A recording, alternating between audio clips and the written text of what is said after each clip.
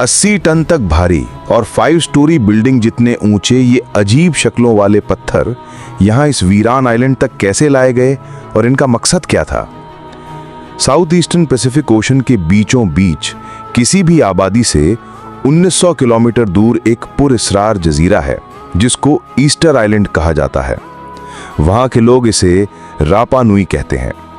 ये जजीरा ऊंची ऊंची पत्थर की मूर्तियों के लिए मशहूर है जिन्हें हम मोआई स्टैचूज भी कहते हैं।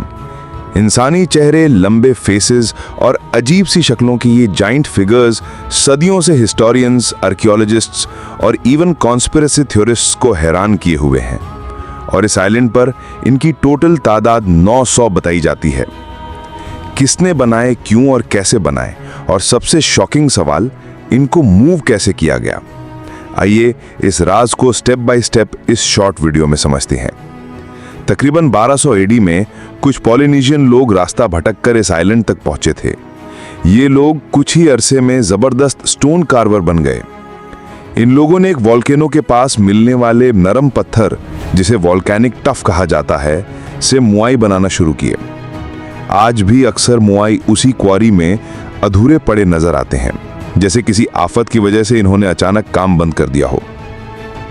हर मोआई का वजन 4 से 80 टन तक रिकॉर्ड किया गया है और जो सबसे बड़ा स्टैचू मिला उसका वजन हैरत अंगेज तौर पे एक बोइंग 737 के बराबर है।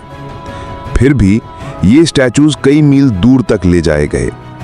कुछ थेरिस्ट्स का ख्याल है कि इन्हें लकड़ी के रोलर्स पर घसीटा गया और कुछ का कहना है कि रोप्स और मैन पावर से इन्हें सीधा खड़ा करके चलाया गया।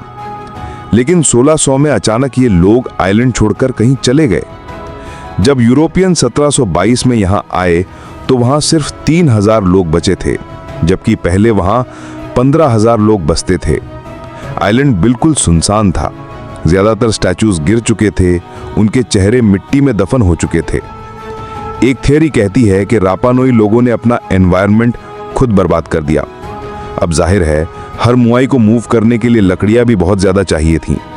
ये लकड़ी ये आइलैंड पर मौजूद जंगलात से ही काटते थे और इस तरह पूरा जंगल ही खत्म हो गया। एक्सपर्ट्स का कहना है कि जंगल खत्म हो जाने की वजह से इस आइलैंड का नेचुरल बैलेंस बिगड़ गया और यहाँ काश्तकारी होना भी बंद हो गई। शायद यही वजह थी कि यहाँ से आहिस्ता आहिस्ता पॉपुलेशन भी जाने पर मजबूर हो गई।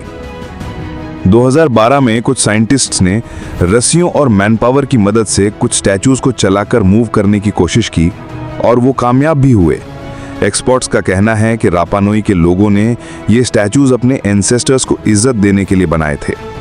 उनका मानना था कि मोआई में एक स्पिरिचुअल पावर होती है जिसे वो माना कहते।